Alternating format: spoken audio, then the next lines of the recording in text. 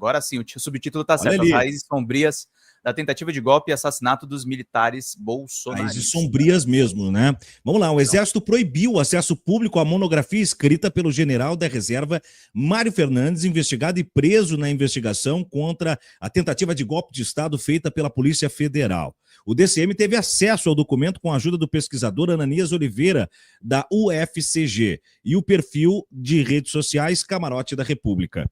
Fernandes chefiou o 1º Batalhão de Forças Especiais em 2011, recém-promovido a coronel, e permaneceu com os Kids Pretos durante seus 5 anos de coronelato. Considerado exímio atirador e paraquedista por seus colegas, ele foi apadrinhado por generais relevantes na estrutura do Exército antes de ganhar as 2 estrelas características do posto de general de brigada.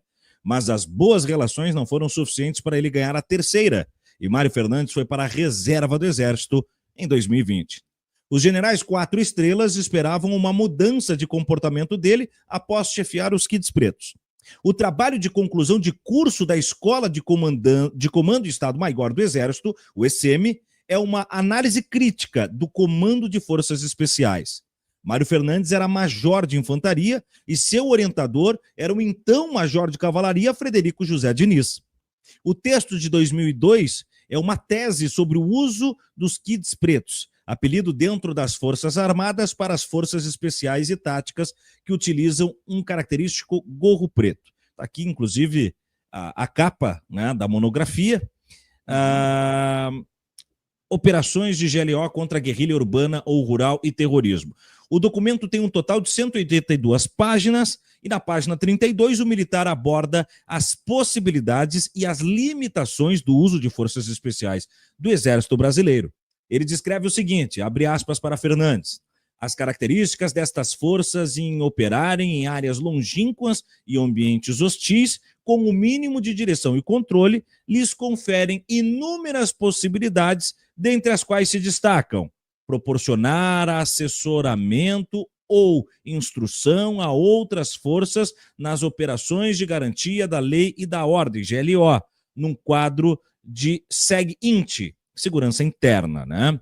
Aqui mais imagens do trabalho acadêmico, então, do golpista Mário Fernandes, na página 53, no emprego básico destas forças, Fernandes traça, e agora muita atenção, um histórico das forças especiais, citando o exemplo da Alemanha nazista, além de forças táticas na Guerra do Golfo, do Afeganistão e também do Iraque.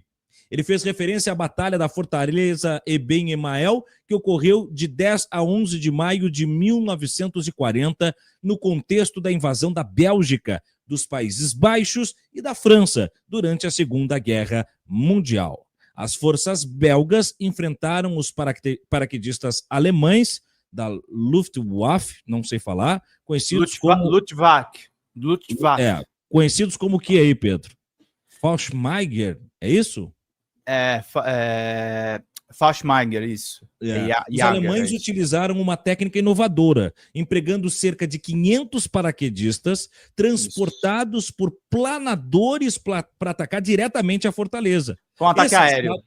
Esse assalto resultou na captura rápida da fortaleza e na prisão dos soldados belgas que estavam lá, né? Uma chuva de soldados, né? Isso. Também menciona a ação de 12 de setembro de 1943, quando homens da SS nazista, comandados por Otto Skorzeny, a mando de Adolf Hitler, libertaram Benito Mussolini, prisioneiro desde julho em Abruzzo, região no norte da Itália.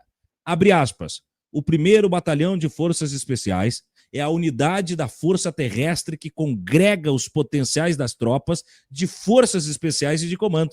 Portanto, é a organização militar especializada, orientada e adestrada para a condução da guerra irregular, GI, das operações de garantia de lei e ordem, a gente já citou, o GLO, inclusive nas ações de contra-terrorismo e nas atividades de inteligência, ainda do combate não convencional e de outras ações em proveito de um teatro de operações terrestres, TOT, seja por meio de reconhecimento estratégico da área, seja por meio de incursões na retaguarda profunda das forças inimigas, escreve ele. Ou seja, ele mapeou as ações das forças militares alemãs, mapeou também algumas incursões norte-americanas em alguns dos piores contextos de invasão norte-americana, especialmente no Iraque e no Afeganistão, e toma isso como norte para as ações dos Kids Pretos. Em um grupo do WhatsApp dos Kids Pretos, um militar sugeriu a criação de campos de concentração e mencionou Auschwitz.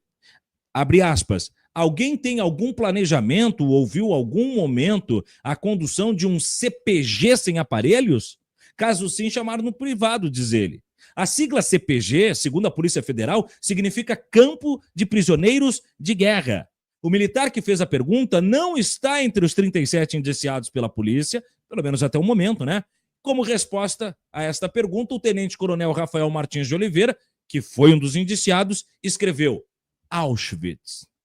Voltando para a monografia, na página 63, sendo sintético na gestão de forças especiais em situação de guerra irregular, Mário Fernandes defende o uso dos Kids Pretos no contra-terrorismo, contra ações de guerrilha, e novamente cita a instauração de uma GLO para o seu uso, missões, possibilidades e limitações do BFE-ESP, né, do Batalhão de Forças Especiais. Pelas características e particularidades citadas anteriormente, o batalhão deve ser empregado prioritariamente com finalidades estratégicas e, para isso, possui destacada aptidão para o cumprimento das seguintes missões: planejar, conduzir e ou executar operações de guerra irregular, planejar, conduzir e ou executar operações de ação direta, planejar, conduzir ou executar operações de reconhecimento estratégico, também operações de interdição de alvos táticos estratégicos, operações de inteligência, operações de contra-terrorismo, operações de contra-guerrilha, planejar também operações de GLO, busca, salvamento e resgate, operações psicológicas, veja bem, operações de assistência humanitária e assuntos civis, além de integrar as forças de ação rápida e as reservas estratégicas das forças terrestres. A investigação de 884 páginas da Polícia Federal, as autoridades trazem afirmações aí sobre os citados, e aí a gente traz o Mário Fernandes aí como um dos indiciados. Olha, muito grave, né? Muito grave, uma apuração minuciosa do Pedro Zambar, da edição do Kiko Nogueira, mas muito grave nós temos esse mapa, esse GPS teórico nazifascista em sua gênese e praxis. Os caras falam de campo de concentração, os caras usam estratégias nazifascistas, os caras têm referências acadêmicas sobre isso, então quer dizer...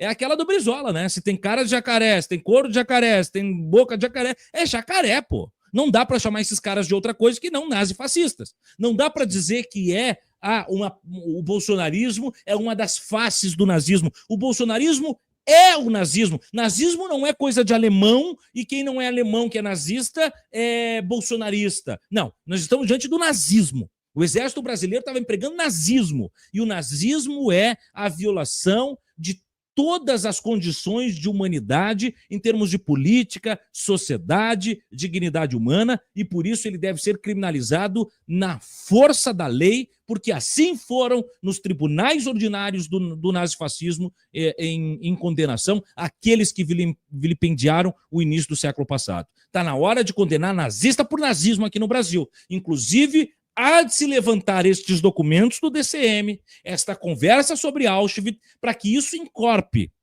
em mais critérios de punibilidade aos golpistas, os também agregando no escopo do nazismo. Não é só a abolição, que já seria gravíssimo, mas a abolição do Estado de Direito, violenta do Estado de Direito, não é só a formação de quadrilha, é também crime de nazismo.